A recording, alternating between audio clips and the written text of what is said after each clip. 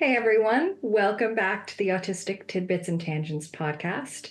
I'm one of your hosts, Kara Dymond. I'm an autistic teacher, university lecturer, author, speaker, all sorts of things from Toronto, Ontario, Canada. And I am Maja Toudal. I am an autistic and ADHD psychologist, educator, author, whatever, all the things and things. And I'm based in Denmark, which also means that the two of us, as is usual for this podcast, we are in two very, very different time zones. Yes, so for you, it is bright daylight. Mm-hmm. And I'm And glowing for those of you And watching. where I'm at, it is pitch black. It is nighttime. It's actually only like 6 p.m., but it's dark. So today on Autistic Tidbits and Tangents, we are going to talk about, I don't know, like online community and disabilities and all of the ins and outs of that. And it kind of happened because of a documentary. Mm-hmm. So usually when we have a thing of the day, we bring it up at the very end. But today, I kind of want to start with it. Agreed. So I've known about this documentary for a while, and I will get into why. But it just recently came out on Netflix in October. And I wanted to record an episode about it right away, but scheduling was hard. So this documentary is on Netflix. It's called The Remarkable Life of Ibelin. Ibelin spelled Ibelin. Mm-hmm. And it is a documentary about a young man who grew up with a disease called Duchenne muscular dystrophy. And he was a gamer. And his parents kind of agreed to let him game a lot because Duchenne makes you, you start off developing as typical, and then you start losing motor skills. So you start off kind of being a little more clumsy, and then slowly over time, you lose the ability to use muscles. Your body. Yeah. Yeah. And eventually, you stop being able to eat on your own, and lastly, breathe. Right. So it's obviously a very significant disability. It does lead to death. And people who have this disease I don't know if it's classified as a disease actually, or if it's classified it's a progressive disease. Yeah. But people don't live very long with this Duchenne. So as he was kind of losing the ability to use his body, his parents decided, you know what? Go ahead, be on your computer, game however much you want. If that's what you like to do, then you're just going to be allowed to do that, because they wanted to make every day as enjoyable as possible for him. Yeah. And the game that he played most of all was World of Warcraft. And this is a game that I've played since it launched, which is a really long time ago. I don't even actually know if this year is the 20th. I think it's over 30 years. Yeah, it's like, oh my God, no, don't tell me that. I know, right? No, it can't be because it launched when I was in my late teens. So it's going to be about 20 something years now. Let's take a look. It's crazy.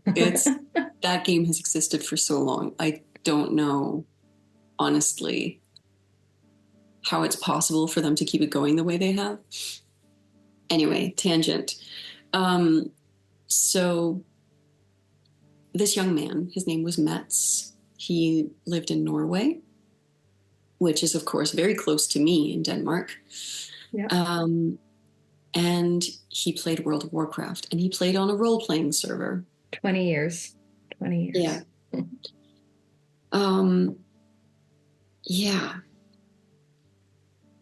Anyway, so even if this documentary wasn't personal to me, which it is, it would still be deeply touching. Because one of the big questions that I've had from parents for all of the time that I have been in autism education, autism awareness, self-advocacy, which is 20 years, all of that time, parents have been asking me, you know, how do I get my autistic teenager away from the computer? How do I get them out into the real world? Mm-hmm. And there is this misconception that the computer screen is lonely. Yes. And that it doesn't foster real connections. Mm-hmm. And Mats's parents had the same, I guess, feeling prejudice. And sense. Yeah. Yes. And so they thought that he didn't have friends. They thought he didn't have connection. And boy, were they wrong. Boy, were they wrong. Why don't we roll the credits? Because there's so much I want to dive into about what you just said. Yeah, okay. Let's do it. Okay.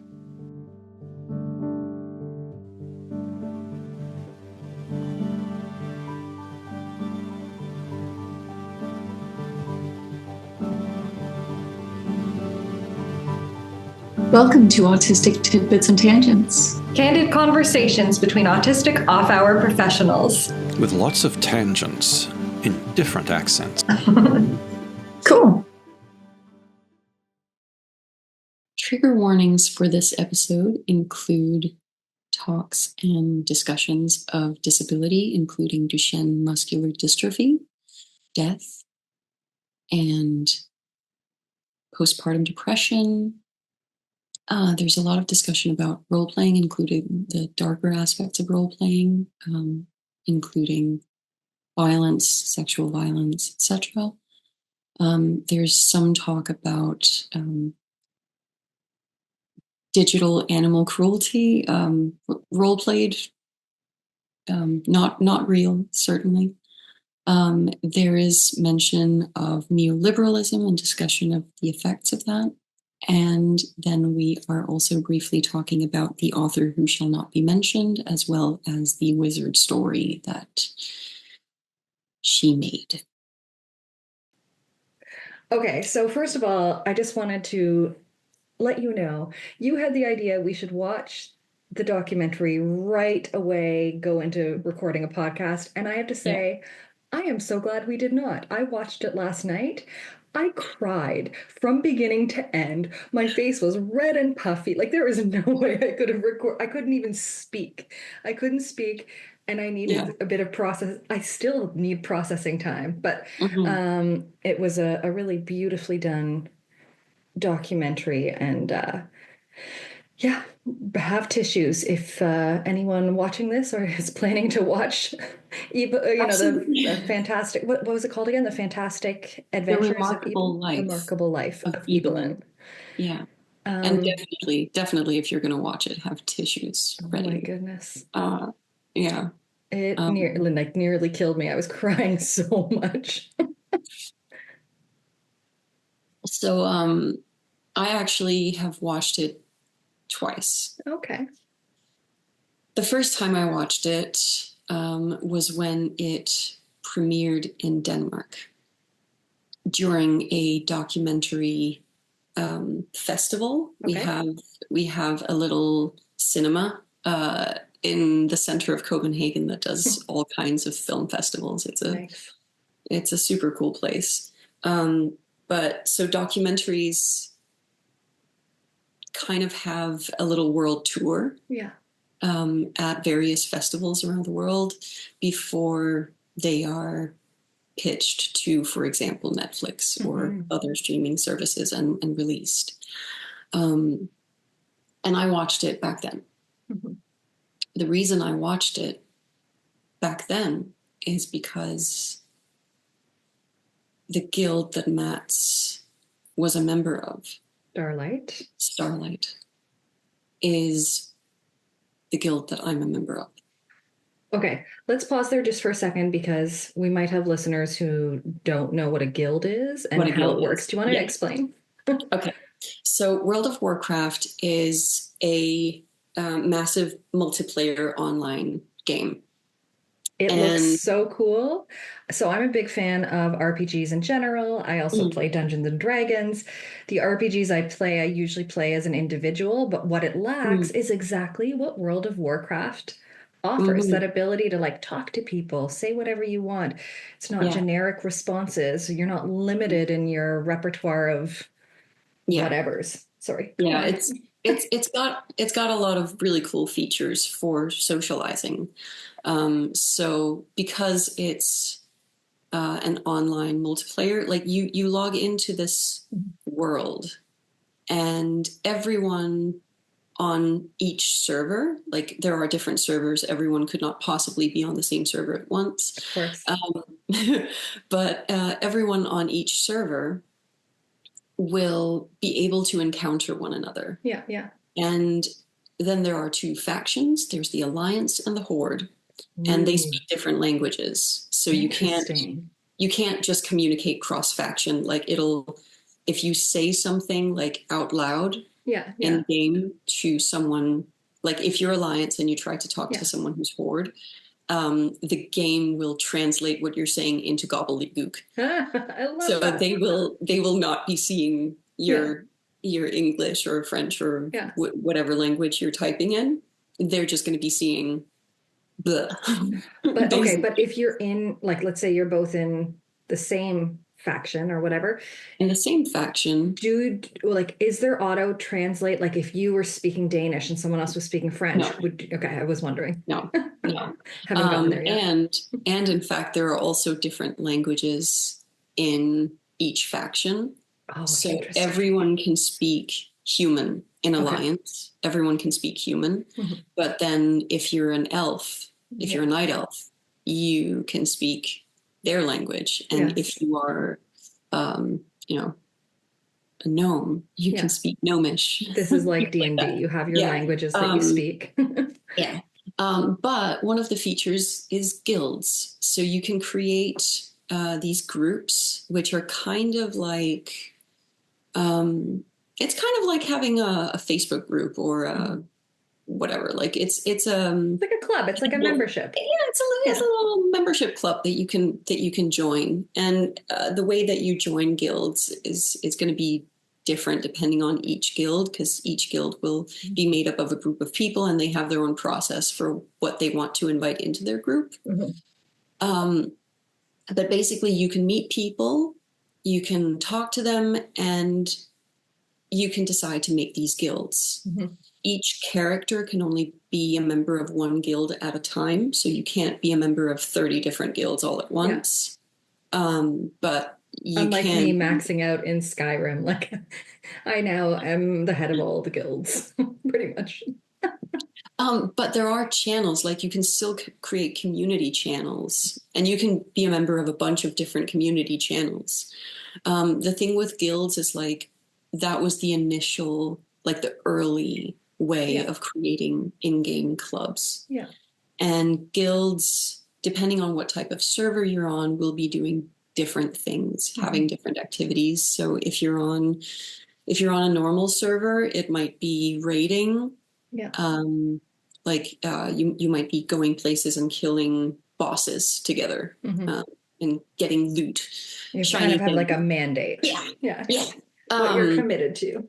And then there are PvP servers where it's player versus player, and you can, with your guild, for example, sign up for a battle, a PvP battle, or maybe you arrange to have wars out in the world, not in the PvP instances. And then there are role-playing servers. Mm-hmm. And role-playing servers are not quite as numerous because role players aren't the main player base, but they are the nerds. Mm-hmm. So because it's online, yeah, you're never going to be sure of who you're going to run into, mm-hmm. and there are annoying people anywhere. Mm-hmm. It's a microcosm of the world. Yeah.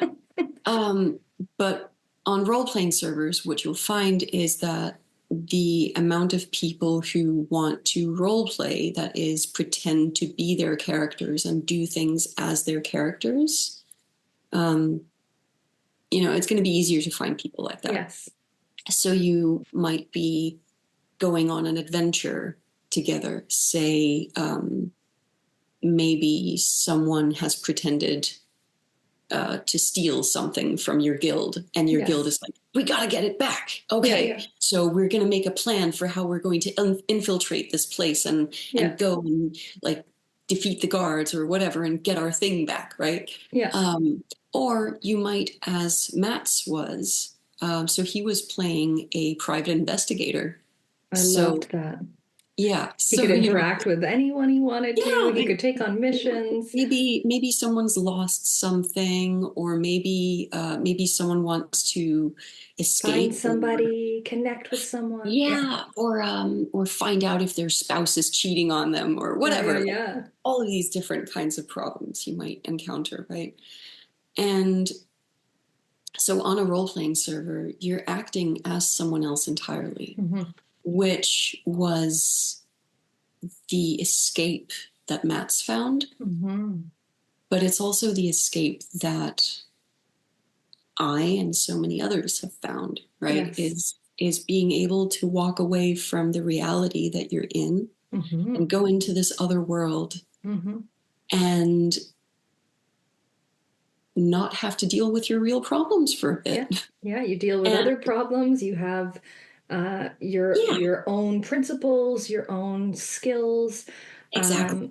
That I relate to very much as a D&D player, right? Is your decision-making process always having to honor like this character that you've created. Yes. And what they stand by, what their fatal flaws are, what their strengths are. Yeah. What their morality is. It makes it so much fun. What their personality is. What their background is. Yeah. What their relationships are with other players, And what they would reasonably know about the world they're in. Yes. And the thing is, it can be really challenging mm-hmm. sometimes because there's also a whole process in learning to distance yourself from your character mm-hmm. and kind of separate the emotions that your character would be going through in a certain situation and the emotions that you're actually feeling. Yes. There's so many skills that actually go into role playing at a complex level. And so before we get too much into it, I really do want to emphasize that it is very much possible to escape too much. Mm-hmm. It is entirely possible to spend too much time away from the real world, mm-hmm. too much time ignoring your real problems, too mm-hmm. much time not figuring out how to grow as a person or exist in the real world. Absolutely. I want to agree with people on that. It is definitely possible. And I think a lot of people who are into gaming or role playing, they've been through a phase like that. Mm-hmm. But it's possible to go through that phase and come out on the other side as well. Yeah, and I think like overindulgence with technology in general can cause mm-hmm. problems, but the answer is not, or at least not for everyone. It's certainly not to limit it completely, mm-hmm. Which sometimes, you work with parents, I work with parents as well. Mm-hmm. And sometimes that's the tendency. It's like, no, we actually have to help children and teens learn how to manage, how to use these things without overindulging. And sometimes complete restrictions lead to the opposite, right? Yeah, and actually working with a child or a teen to create restrictions that make sense to them will net you a better result. Yeah. And I mean, I think for so many of us who are neurodivergent, like where we experience peace is through things like role-playing games or books or, you know, the things where we can momentarily escape all the stuff that feels heavy about our own lives. And it's an outlet to restore to some degree. What do you think? Miss Energy Accounting. Yes. Come on. I've got to like bring that up every time. Maya's book, Energy Accounting, is coming out in December. We'll have an episode on it. December 19th. Pre-order the book, please. It's brilliant. Okay, Kara's actually read it though. I have, so I can say that. I'm going to trust her opinion. And I'm like, I also, I don't know if we talked about this actually on the podcast. Yeah. In Denmark, you're not supposed to talk too good about yourself. Like it's very easy in our culture to be seen as arrogant if you're proud of anything you've done. That's why I do it for you. And receiving compliments is hard. So we're not going to talk about that anymore right now because we're going to do that at a time back to the question. back to Ibelin and things that are hard but also really awesome. Restoring through this kind of outlet. What do you think? I think it is restoring, but I also think it's so much more than that. Yeah. Because it's one thing to restore through gaming. So I also play Sims or Civilization or, you know, games where I can go and be by myself and I don't have to relate to anybody else. I can just be in my own little sandbox and do what you want. Yeah. Yes. And sometimes that's really beneficial as well because it takes away all of that social pressure. Yeah. But what I find in World of Warcraft is that you're connecting with real people in the real world. You don't meet them face to face. You don't necessarily know their names or where they live or what they look like. But it doesn't matter. Yeah. It doesn't matter because you're still socializing. You're still making connections. But what very often happens on these role-playing servers is that you do connect through role-playing, but because role-playing is so complex, you kind of have to talk out of character too. Okay, so there's a bit of both. Yeah. So I'll give you an example. And I'll give a quick trigger warning that I'm going to discuss some aspects of role playing that are a little bit darker. And if you don't want to hear about that, do skip ahead a few minutes.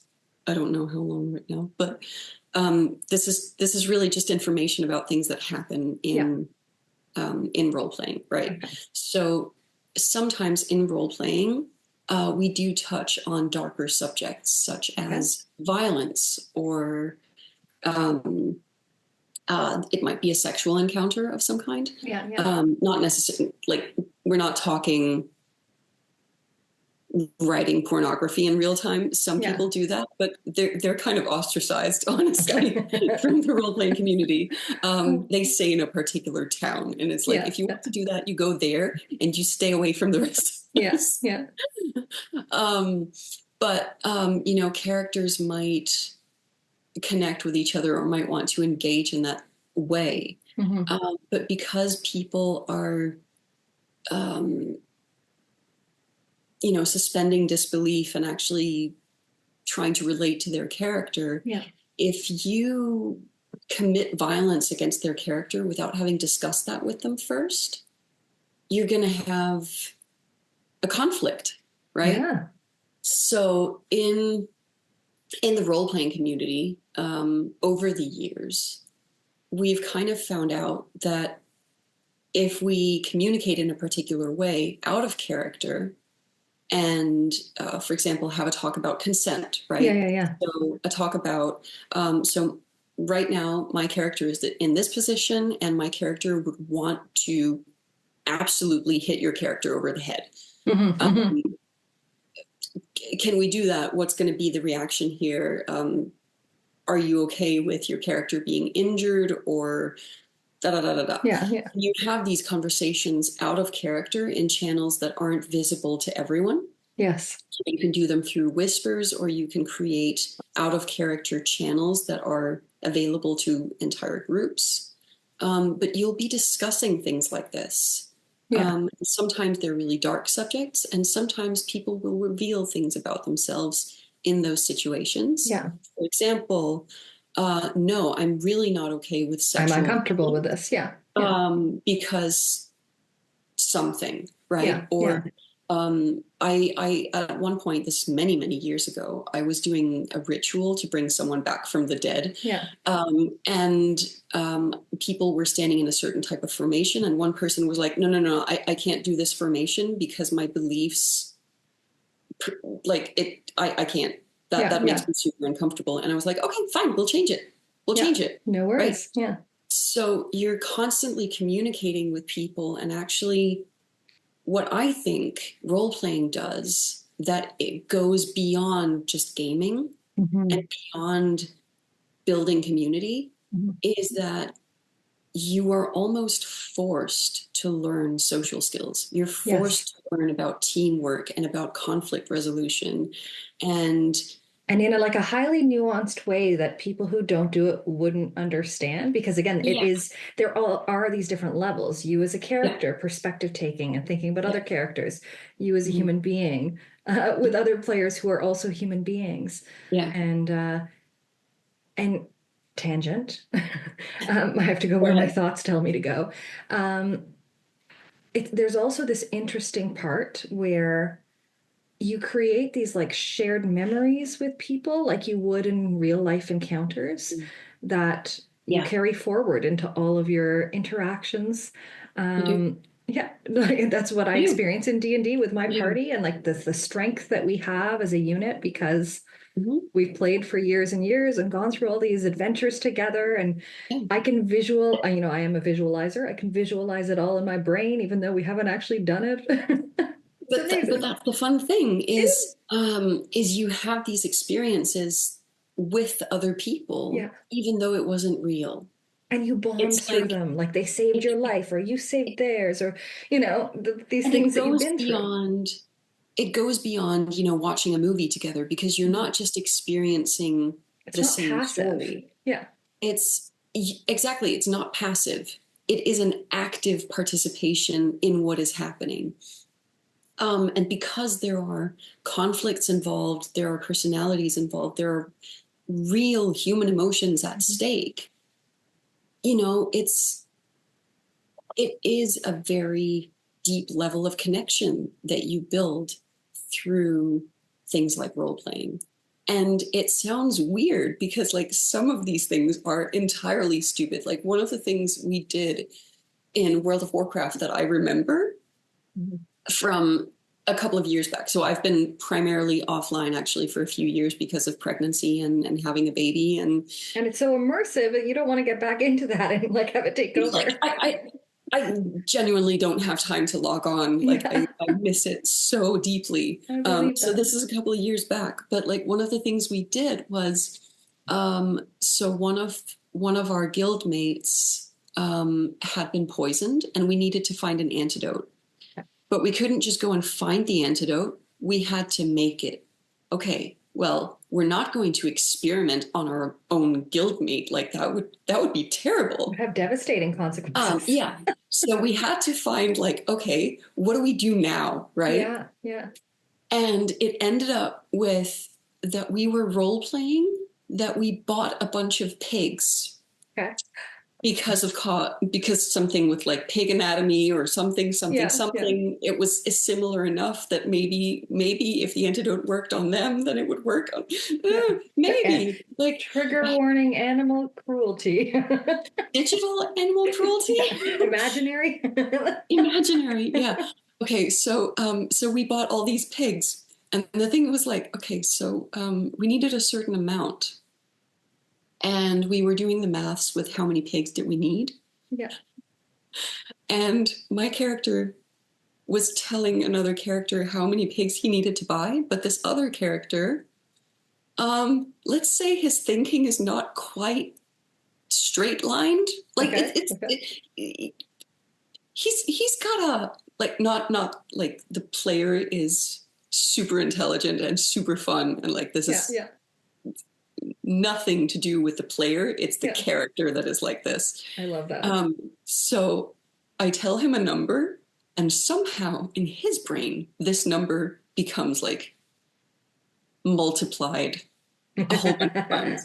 So instead of needing, maybe we needed like 6 pigs. I think I said like 24 or something. Yeah. And he was like, how many is a dozen? Something. And he was like, okay, I got this. And he came back with like 80 pigs.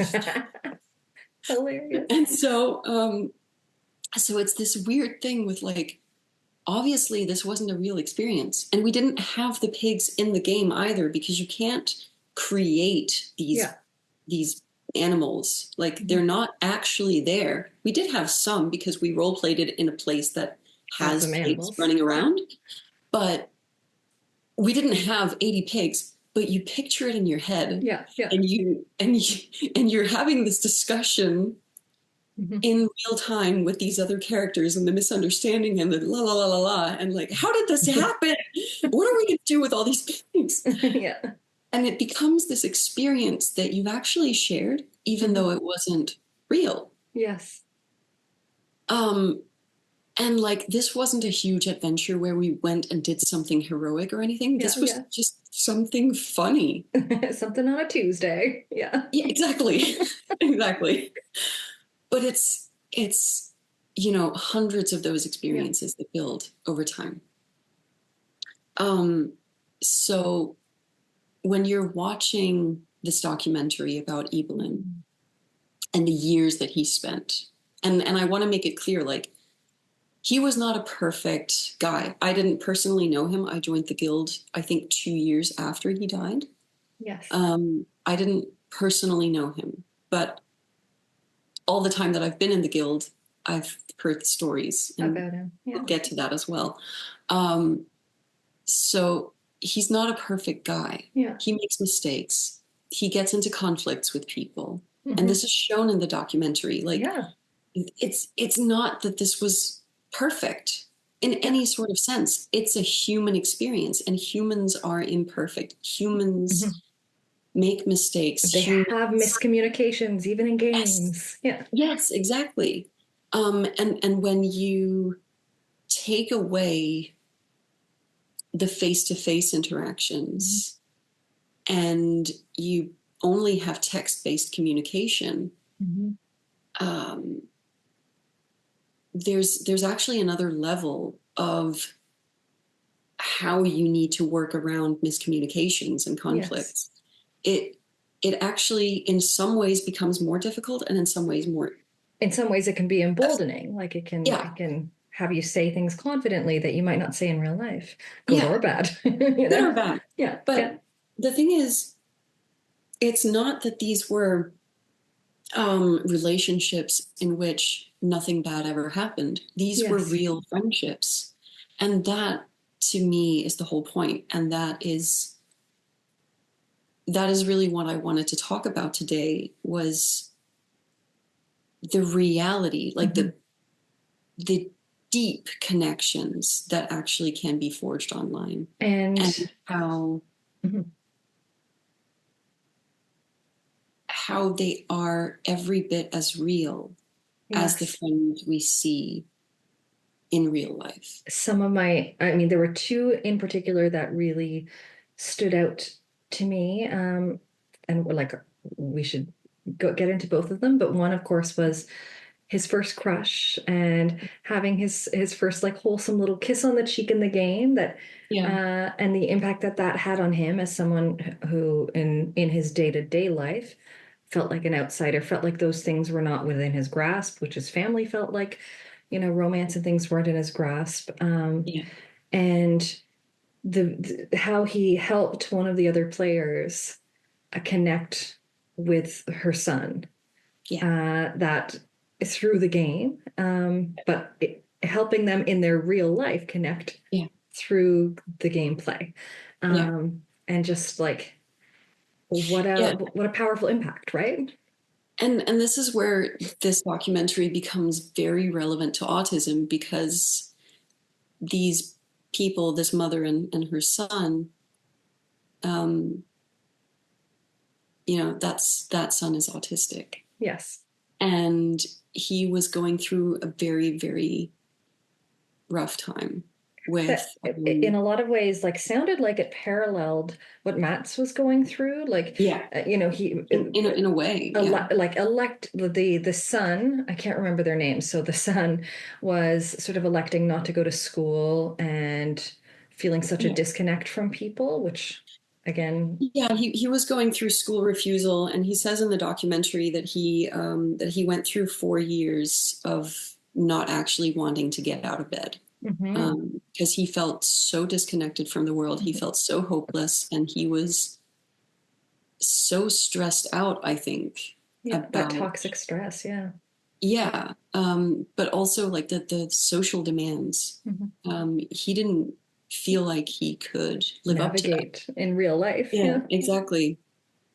And so Matt says to the mom, well, he likes gaming. Why aren't you gaming together? Right? And they do. And the son finds out, this is shown in the documentary, they talk about it in the documentary as well. The son finds out that in the game you can create emotes. So you can write, when you open your chat box in the game, you can go /hug. And if you have another player targeted when you do that, the emote will comes out, your character name hugs their character name. So if it was me and you, it would be Maja hugs Kara, right? And it's just saying /hug, but you can also customize your emote. So you can also just open it and write your own emote. So if you want to do something complex with, say, stealing a hat, or some kind of complex body language that you want to describe, that is not just hugging or kneeling or waving or whatever, right? You're able to differentiate that. Then you can type it out in your own words, right? So the son finds out that he can hug his mother, but through their avatars. Because he can't do it in real life. That's the other thing worth mentioning. The mom really wants to connect that way, and he's not there yet. He's absolutely not there yet. But this is how they start. This practice. And eventually she does get that real life hug. After hugging in the game a bunch of times. After getting used to that, and after becoming closer, because they've been through these adventures together. They've been through all of these things that they do together in the game. They're building a connection that hasn't been available to them in real life, because socializing in real life can be too overwhelming. Yes. But it's not as overwhelming when it's on a screen and when it's text-based. So then that's available. And I feel like, even though this documentary isn't about autism, to me, it just shows so clearly how, when the real world either is or feels inaccessible, there is a world in, for example, World of Warcraft, but also other multiplayer games that have these sorts of features, where you can connect and you can have those experiences and you can build that community. It's like going to the Cheers bar where everybody knows your name, right? It's like you have those connections. You can escape the things that are really getting you down. I watched the documentary with my partner, and when my partner was in university, he was having a really challenging time in life and challenging time connecting to others. And he played World of Warcraft as well and was telling me like, yeah, like this really aligns with his experience as well, and what it gave him, like how it saved him at this time when he was really really depressed and I've seen had that meaningful connections with people, and some of them he's met in real life. So yeah, and as someone who's been playing this game for so many years, it's exactly that experience that we see again and again. Yeah. But also really that experience of how these relationships reach beyond the screen. So I want to get into this because I feel like it's an important part. And I'm going to talk about the documentary first, but then I also want to share how that applies to my real life. Sure. So after Matt's died, his parents didn't know about all of these online friendships. Yeah. But they were left with a password to his blog. And they post on this blog that that unfortunately he's passed away, and they kind of say that, you know, we can be reached on this email. And they didn't expect much. They didn't think he had a readership, you know? Right. They don't expect to hear from people, but then emails pop in from all over. They're inundated with emails and tributes and beautiful, moving tributes. Absolutely. And actually 5 guild members from various countries show up to his funeral. And this is something they don't mention in the documentary, but something that I know, because these are my friends. Yeah. Some of the people that showed up to that funeral couldn't actually afford to go. They couldn't afford the plane ticket. And so the guild set up, it's internal, like it's only within the guild, but they set up an account with a PayPal. Yeah, I know. So the guild members that had the funds actually donated to make sure that other guild members could come to his funeral. Yeah. I know. I'm crying. For those listening, I know, but I'm it gets crying. worse. It gets worse, Kara. Because, because this system still exists today. The guild still meets up in real life now and again. Not necessarily every year, but sometimes every year, sometimes every other year. But there are real life meetups in our guild. And not everyone can afford to go. So the people that have the funds will sponsor plane tickets and food. Yeah. And basically be like, well, I don't care that you don't have the money to go. You're coming. You're coming. Yeah. Like, you're not going to be left out of this real life community that it also is just because you don't have the money to go. You're going to be here. And this is where, like, the power of good, because obviously we know there's so much power of bad that can come with online, like catfishing and really terrible things. But there are horrible trolls and people that are super negative, and you know, sometimes like there are aspects of the game that I don't play because people can get really aggressive in, for example, player versus player instances or dungeons or raids. Like when things aren't going perfectly, it doesn't take very much for people to start being like, you're a noob, don't you know how to do anything? You know, like, and much, much worse versions of that, but I'm not going to say. But the community that does exist is really there and is really there for you. Yes. So after I had my baby, Oh, yeah. I very immediately was hit with postpartum depression. Mm-hmm. And I was going through a really, really rough time. Now, because I live in one of the most privileged countries in the world, my husband was able to stay home actually for the first 10 weeks, which was fantastic. Yeah. But when he was going back to work, I was You were struggling. Yeah. Yeah. I felt like I couldn't handle it. Like I couldn't do anything. I almost felt paralyzed a little bit. Postpartum depression is real, y'all. So what happened was that two of my friends from Starlight took a week out of their calendar to show up and live with me. I already know this and I'm crying again. What have you done to me, Maja? I know.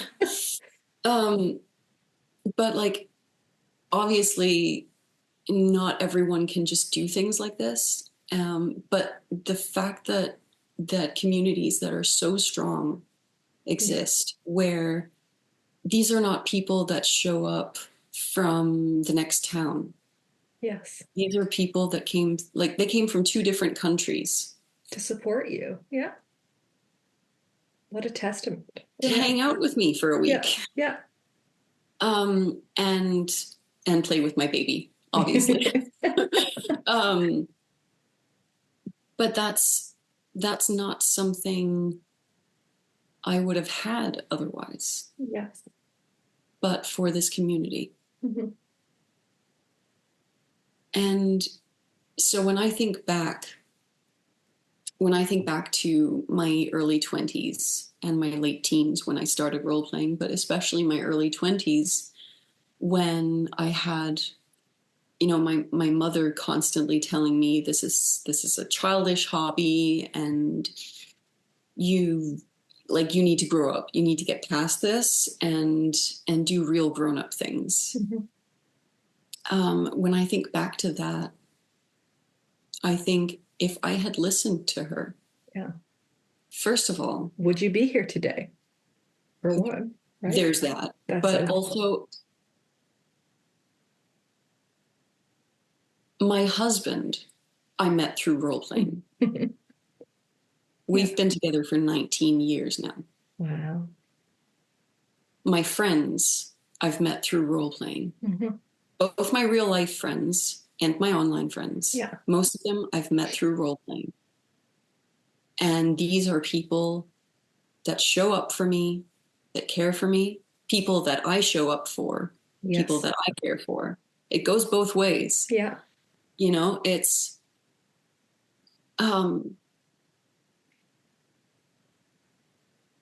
obviously my husband's family I didn't meet through role playing, but like if I hadn't met him, I wouldn't have met them.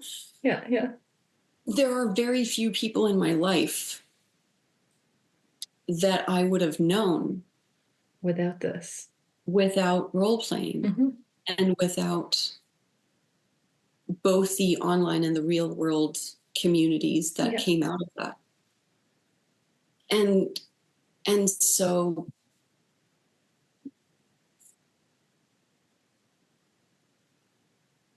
I don't know how to say this other than when parents are so worried about their kids being stuck online, I'm not worried about the kids being stuck online. I'm worried about where they're stuck online.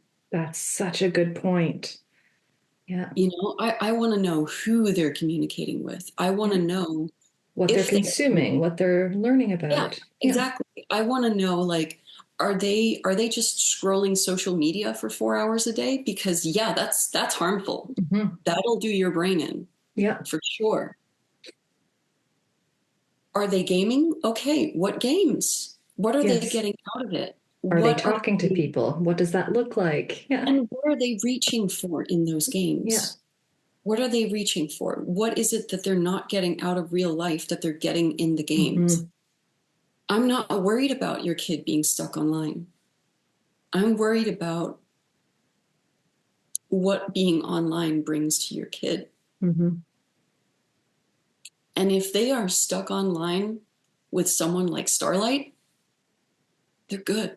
Yeah. They're going to be fine. Yeah. You know? Yes. And that's why I wanted to talk about Ibelin. Yeah.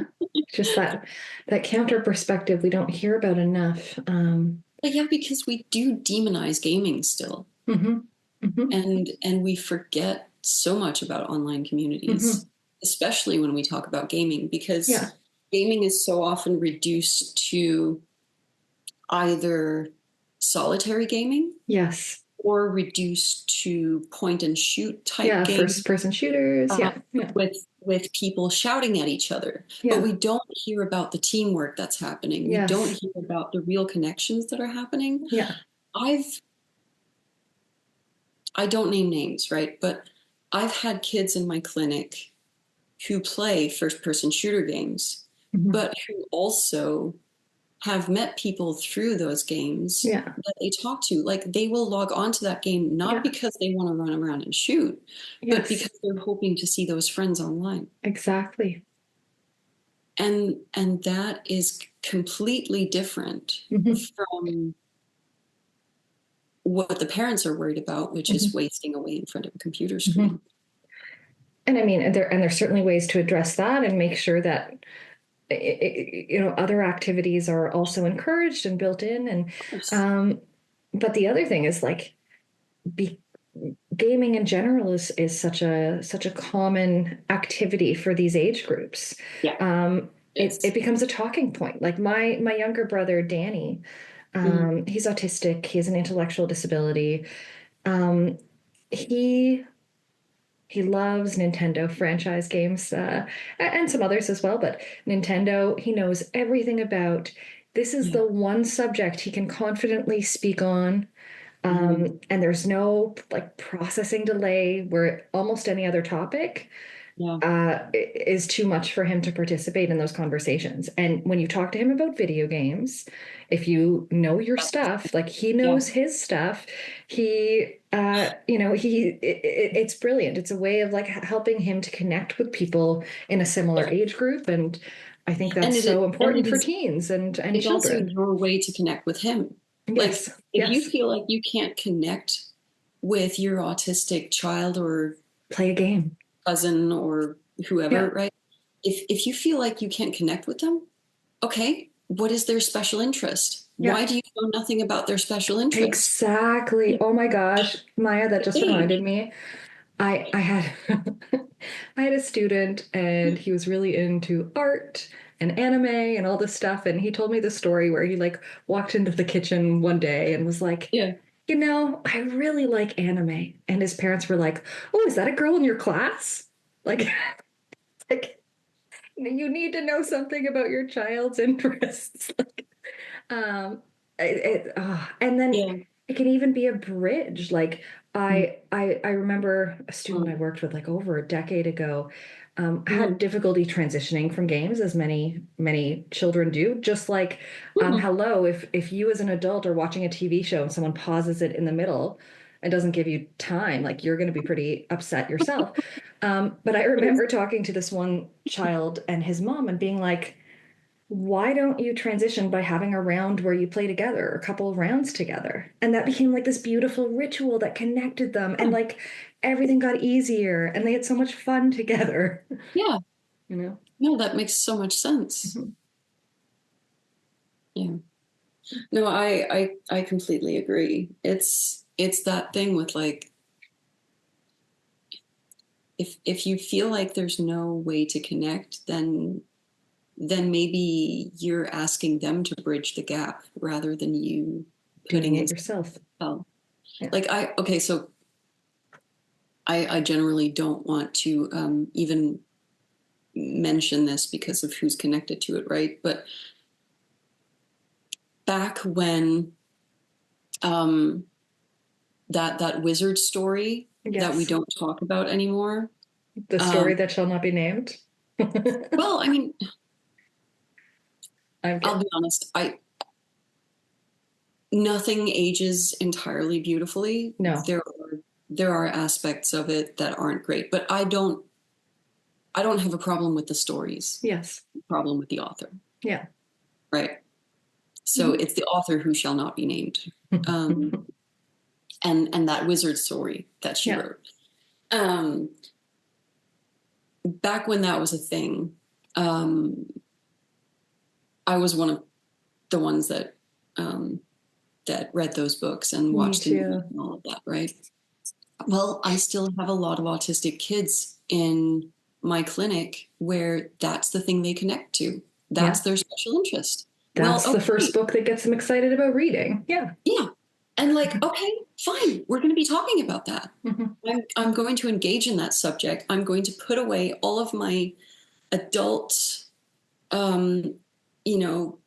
connotations to the social narratives and everything that's happening politically. I'm going to put all of that away. Yeah. Because what makes this child excited right now is that story. So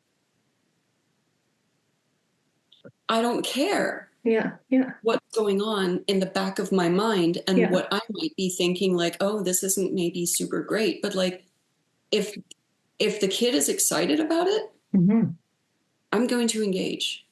We're going to be talking about that. And these things can lead to some really incredible analogies that they might make when you're trying to teach them other things. There's so much to talk about in that. But it's that, and it's Pokemon, and it's Sims, honestly, is a huge, awesome way. Like I actually just had a chat with a parent not too long ago. Their child has started playing Sims. And is just now starting to talk about how Sims needs need to be filled in order for them to feel good. Yes. And I'm like, well, yeah, that is kind of, honestly, when I was younger, that was how, like, that was one of my routes into energy accounting. Exactly. But, okay. Well, I have a bunch of different needs. I can't just be talking about, energy, because it's not all energy. It's all different sources, different funds. But it's like, okay, well, let's engage in these special interests and let's see where they go. Let's use them for the child's benefit, or for the teenager benefit, or for the adult's benefit, for that matter. Let's not demonize it because it's childish or antisocial or whatever else idea or prejudice you have about it. Find out what it is they're getting out of it. Yeah. Well, and like I said, they can be such good teaching tools. I remember teaching a lesson, and it was on how different ships evolve. Like, where do they start? How can they develop? And talking about friendships are a little bit like plants. Like, first it's the seed. What does the seed need? It has to be nurtured. It has to be cared for. The attention has to be given over time for it to grow and blossom. And one of my students went, I get it. It's like evolving a Pokemon. And I was like, ding, ding, ding. And now that's another analogy that I can use and carry forward. But that was a way of connecting to that student's background knowledge and giving them a framework for thinking about this thing that seems so hard and is difficult to wrap your head around, especially as a neurodivergent person. How can you tell if someone is your friend? How can you tell if they're a good friend? What qualities could they have? What do we not want them to have? How can we tell when we're being taken advantage of? Huge topics. Yes. Which again kind of lead into that whole, it matters where your child is stuck, right? Yeah. It matters what that screen is feeding them. Because if you are on a really good Discord server that has a space for you to be supported and talk about the things that are hard and have real conversations with people that aren't just going to tell you that, oh, it's your parents' fault, or it's la la la, or you should be angry at the world because be angry at women, be unfair. angry at people who care about diversity and equity. Yeah, like if you are in a good online community, that is not just a good online community. That is a space for you to grow as a person, a space for you to connect with people, a space for you to actually be able to help other people as well, using the things you learned. And that feeds the human soul. Like, it really does. Not to use, religious language, but it's like whatever we are, whatever it is that makes us human, those are the things that give us meaning and that makes it worthwhile to stick around in this world. And I think there's a really healthy perspective too when we play these like role-playing games. I'm thinking about D&D specifically, where yes, you have a character who has some strengths. Your character also has weaknesses. And you level up some things and some things lag a bit behind. And that's just like, that's the norm, is we're all working on different things. I think that's such a healthy way of thinking about our own abilities, and not being hard on ourselves, like internalizing ableism, because some of these spells we can only use once a day, or, we can't access these things all the time. And I think we can learn so much that we can take and apply to real life. I agree.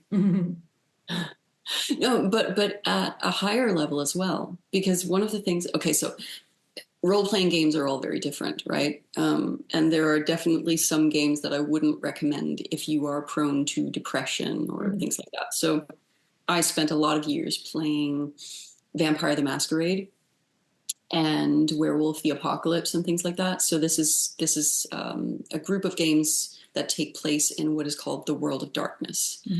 And it is a depressing world. You are not going to win. You might win the battle, but you're not going to win the war. And it's basically like you're confronting so much bad stuff all the time. So if you are prone to taking these things, I would not like that. Definitely not. Don't play that. Don't play that. You might be fascinated with vampires or with werewolves or with other kinds of monsters, but definitely do your research with which games have which kind of energy and customize them to suit your player's needs as a GM, like as a game master or a dungeon master. These have different terms, but customize the games to suit your player's needs. Well, and it's like you want to be able to opt in to things like opt into like fighting when you feel like it. I mean, in games that I play, Definitely. like I have to collect everything. You know what I mean? I have to go around and pick up everything and scour every corner of every cave and every. That's just how I tend to play. Very autistic of me, I suppose, to be a collector. But D&D is also a very different kind of game. Well, I'm thinking of like video games, but also in D&D, I would be like, can we search the room before we leave? Like, but sometimes that's an outlet. Sometimes that's all that I have the spoons for, where I'm like, today is not a day where I want to fight or interact, or I just want to see beautiful landscapes and find things. I get that. I completely get it. I just started playing a game that's called Exalted. Okay. And this is a game where you're basically playing demigods. Oh, cool. Not really, because there are actual gods, and you're not one of them, but you have been exalted by a god. Okay. And you have these crazy powers. You're able to do these insane things, right? And so our characters in this campaign that we're playing right now are solar exalted. So we've been exalted by the sun. And there are also other kinds of exalted. So you can be a lunar exalted or an abyssal exalted. right? Like you can be all kinds of, okay. So at one point our characters are having a conversation with someone we believe is the bad guy, right? Okay. And she throws it back at us. And she's like, well, you have the potential to do so much more ruin to the world than I do. Yeah. And you already are. Yeah. Like, and then having to have that discussion amongst ourselves, not just in character, because you can't help but kind of think about it Yeah. as yourself as well. Yeah. But you're having that conversation in character, like, wait, are we the baddies? Yeah. Are we actually the baddies? Is it us? Like, oh no, that thing that happened back then with that thing and those people died, is that because we're the baddies, or were we actually and so I think yes, there's a lot of stuff about understanding self and needs and disabilities and differences and all of these kinds of different things, and teamwork and conflict resolution. But there's also morality and values and worldviews and politics even. You know, depending on the games that you're playing and the communities that you're playing them with, you can elevate role playing from rolling some dice and saying, okay, I do X amount of damage, to let's talk about good and evil and everything in between, and why do we think this? Yes. And like there's everything in between. Yeah. There's everything in between in the world of role playing. Yeah. And obviously you need to find the people you would enjoy to play with, or the people you enjoy to interact with. The kinds of games you want to play. This is not to say like that everyone should be playing this particular kind of game, or they should be wanting to get this particular thing out of it. It's to say that there's so much different value to different people to get out of these communities. And I think we tend to not recognize that when we talk about role playing, when we talk about online communities.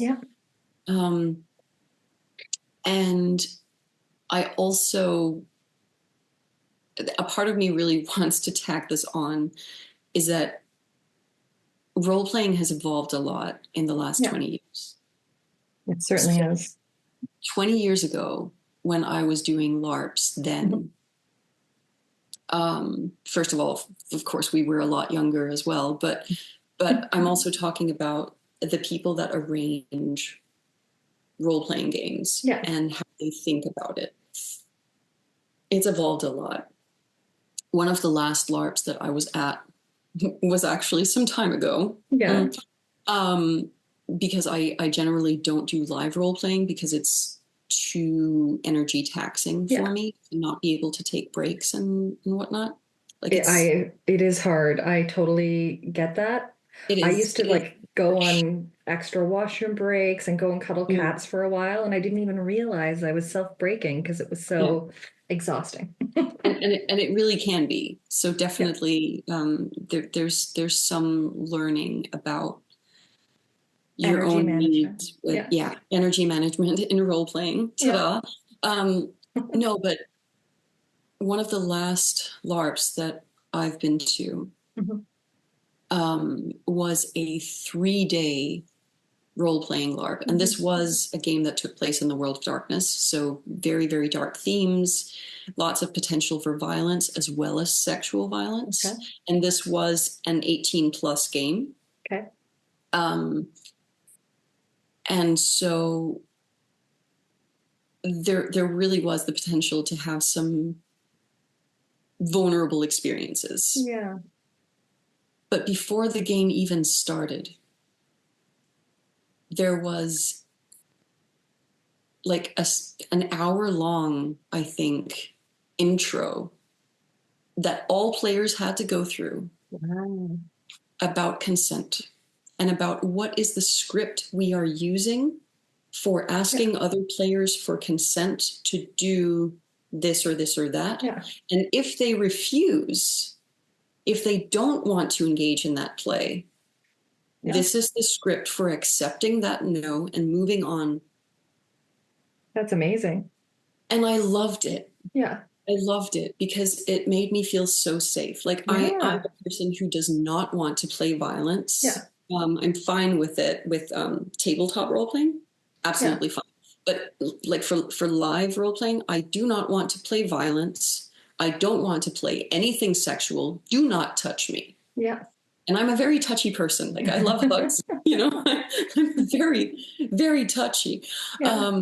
But nothing sexual. If you are a stranger, do not touch me, right? Fair enough. And so having this talk where we actually were trained and we actually went through this script and like boundaries as the instigator and as the recipient of this script, we went through it several times. Yeah. To say, okay, off game, right? I would like to do this in this scene. And then yes or no, and then the script for, okay, how do we proceed, right? And so role-playing in that sense has changed a lot and has really incorporated a lot of understanding of trauma. Yes. Of different disabilities, of neurodiversity. Yeah. Like it has become such a different community from what people might associate with gaming or with role-playing from the 90s. Yeah. Because it was for a very long time I want to say male-dominated hobby. And nowadays, not so much. Not so much. It's really, again, depending on which community you find, but it's a really inclusive place. Yeah. And supportive and beautiful. I don't know what I want to say. I think that's like that's so well said. What it can be, the possibilities. Yeah. And the possibilities too, like you see in the documentary with Mats, to experiment and be able to be who you want to be as well. Like, I think that can be, well, especially for him with his, physical disability and worsening physical disability, to be able to embody a character who does not have the same limitations that he experiences in the day-to-day. And part of the power of the documentary is also seeing like the gradual reveal to other players about who he is in real life and why he doesn't participate in the face-to-face meetups, and because why he doesn't want to do video chats or voice chats. He was so afraid that the reception to him would change once they saw that he was quite disabled, and he didn't want to be pitied. Right. And so there's such a fear there, right? And people appreciated him for his heart and his mind and his kindness, and those are things that like he felt really good about himself because of. They appreciated him because of his humanity. And that didn't change, obviously, once they found out. And not at all. And I think that for Starlight, for that community specifically, going through the loss of a longtime friend, in a way, it's something that even new people that are brought into the community, even though we've never met him,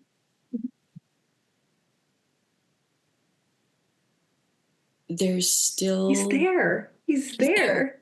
There's a sense. But like in day-to-day interactions, the spirit of the community that he helped to build is still there. And there's a memorial to him. My partner showed There's it a to memorial. me.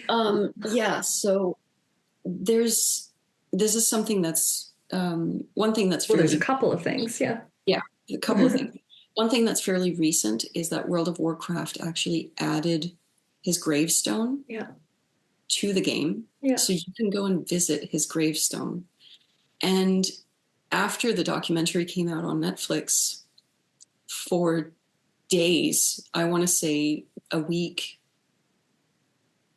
that site was crowded. I believe it. With people who met him, people who never met him, people who just heard of his story and just wanted to come by and pay their respects from all over the world.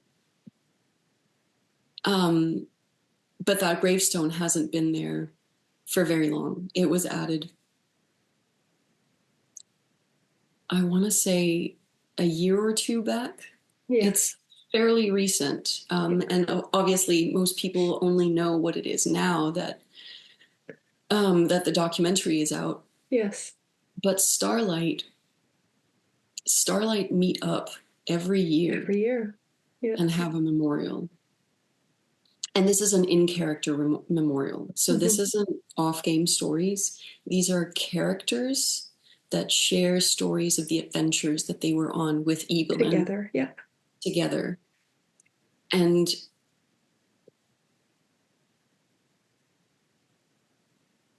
even though you've never met him, you go to these memorials and you feel like, wow, this is a person, even if it's the character that we're talking about, this is a person who really shaped this community. Yes. For good. Yeah. And obviously the impact of him passing away means that the impact is, it feels heavier. More significant. Yes. Yeah. Yes. But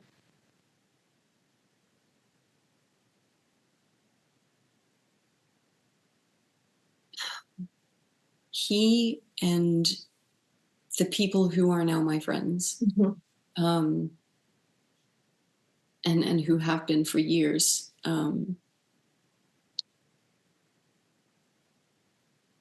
they built this community that spans pretty much Northern Europe. Yeah. That have such a deep connection and that consider each other real friends. Yeah. Even though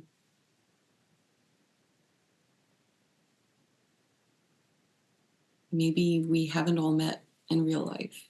Maybe maybe some of us never will. Who knows, right? But the strength of that community and the remembering of people who built that community. Obviously, Matt's is at the foreground of that. Yeah. And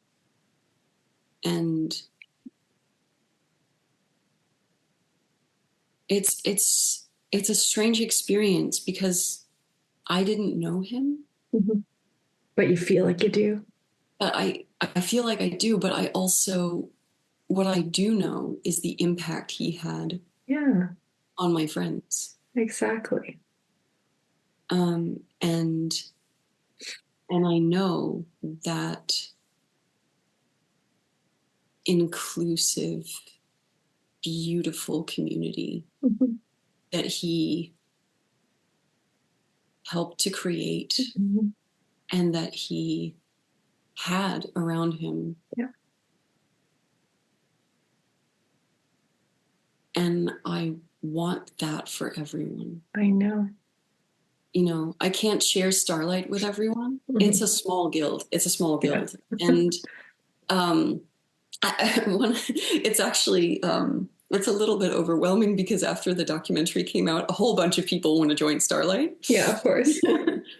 And on the one hand, we're like, okay, let's chat. Let's find out, Yeah, if we align. Yeah. let's find out if we're a match, right? But we're a small community, and we play some really dark themes sometimes.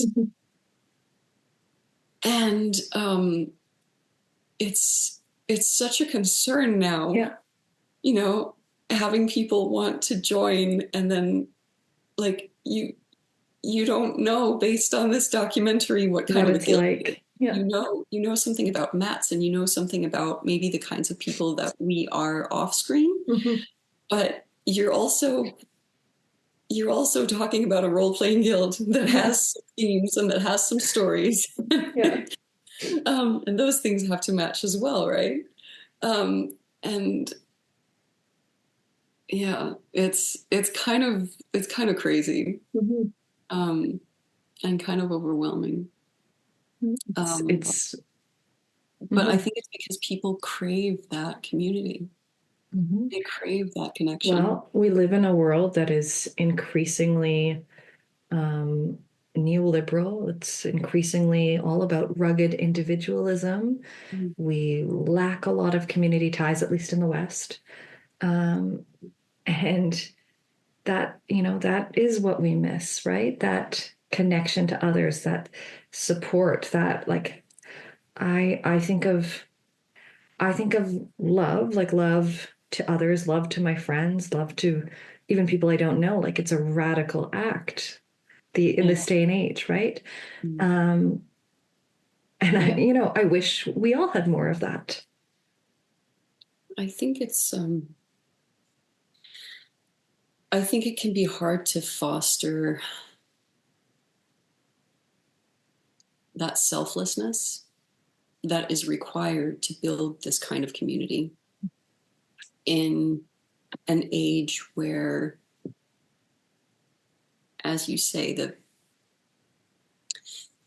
kind of neoliberalist ideal is growing.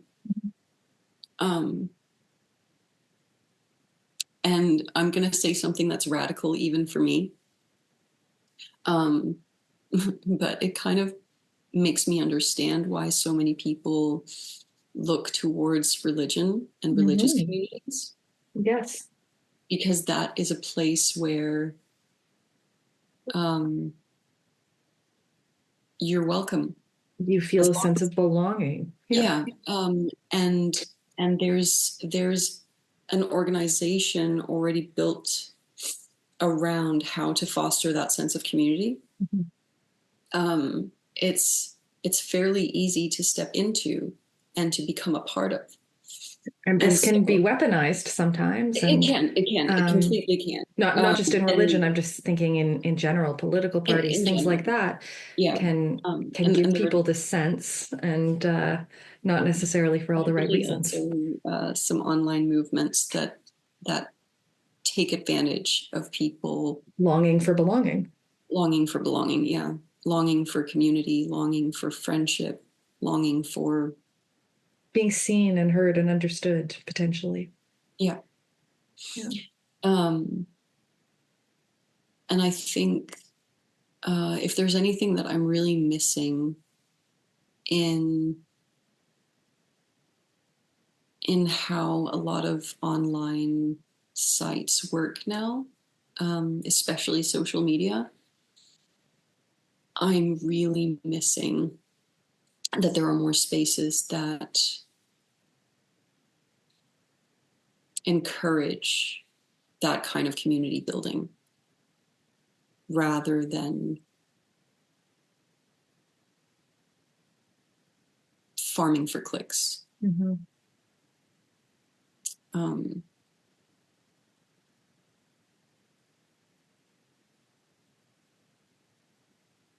I want to end on a positive note. Yeah. I really do.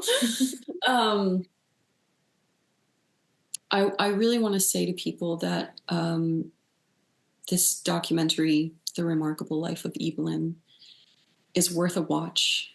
And if you are a young person who enjoys gaming and your parents don't understand it, show them this documentary. Yes. Ask them, please, will you watch this documentary with me? And can we talk about it? Because I think that from my perspective, so much of my work is about interpreting to parents what their child is experiencing. Exactly. Explaining to parents what their child's perspective might be. And I feel like for so many years of doing the work that I'm doing, I've been missing this documentary. Yes. And now so you have this to point to. Now, as a professional, I have it, but also all of you young people out there, all of you gamers, all of you role players, all of you lovely, wonderful nerds out there who have found a community in anything that's similar to gaming. Yeah. Ask your parents to watch this and discuss it with them and try to use it. Definitely watch it on your own first and figure out how you're going to use it to explain your own perspective. But then get them to watch it with you. Yes. Sit with them as they're watching it and have that conversation with them to explain where you're coming from and what it is that the community you have is giving you. And if they still don't understand, then you've tried. Yeah. And you've given them a really good chance at understanding. Give it a shot. Yeah. And also just watch it because and I guess the other consideration is in sort of self-assessing if the communities you are engaging with, if they are helping to calm your nervous system, if they are helping you along your journey of personal growth, rather than agitating you. And those are important questions too, because you want to find the communities that settle you, that ground you, that help you to grow, that help you to feel confident in yourself. And definitely. But also remember that in real communities with real people and real friendships, there are going to be conflicts. Always. And that is okay. Yeah, we can come back from them. We can come back from them. We can talk about what went wrong, what upset you, what upset me. How it made you feel. That relationship. Yeah. And every time that you do that, you are learning how to better resolve conflicts, repair relationships. You are growing as a person. Yeah. You have new reference points for like, oh, this might make someone feel this way. Yeah. Maybe I can try this avenue instead. Yeah. So when you're evaluating what an online community is giving to you, or what any community is giving to you, consider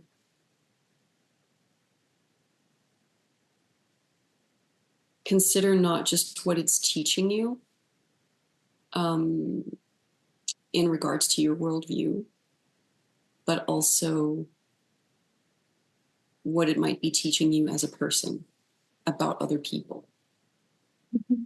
If your community is teaching you that people suck, then your community is probably not great.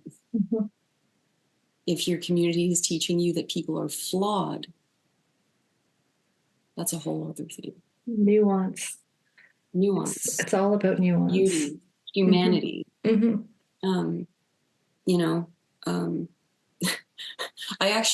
I don't think Kara and I have ever had a real disagreement yet. No. No. It'll pop up at some point. But I think it's also because we've certainly had differences of opinion about things, but Yeah. you and I are both people who like take perspective and go, okay, we don't have to agree on everything to the nth degree. Like, that's okay to have different vantage points and different worldviews, and like, yeah, I don't often have conflicts because I can appreciate people having different reasons for why they feel ways. And as the main thing is, do you listen to me? Do I listen to you? Yes. Do we support one another? I don't know. I'm going to paraphrase myself. There was something that I said, I think it was on Facebook or somewhere in 2016 that I've been thinking about a lot lately. Yeah. And it's this idea that like, it feels as though hate spreads like wildfire. Oh, yes.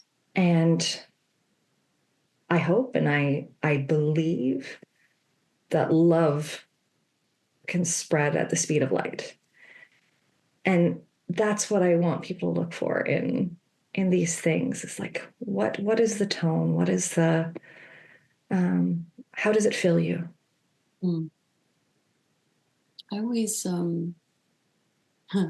when I think about love, and not love as in romantic love necessarily, but love for others, love for the planet, love for existence, and connection, and what we put out in the world. And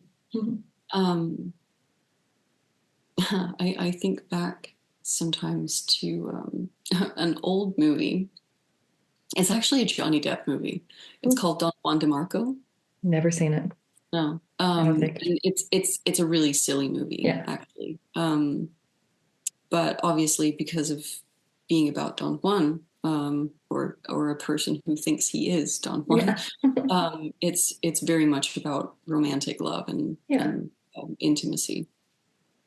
But I remember watching that movie, and there's a couple in the movie. They're a little bit older, a little bit more mature, and Don Juan is always kind of going about passion and fire, love has to be intense, and this older couple, their love is a candle, right? It's a slow, continuous flame. And for me, when I think about love in terms of human connection, in terms of friendships, or just caring, I think of that candle. Yeah. It's not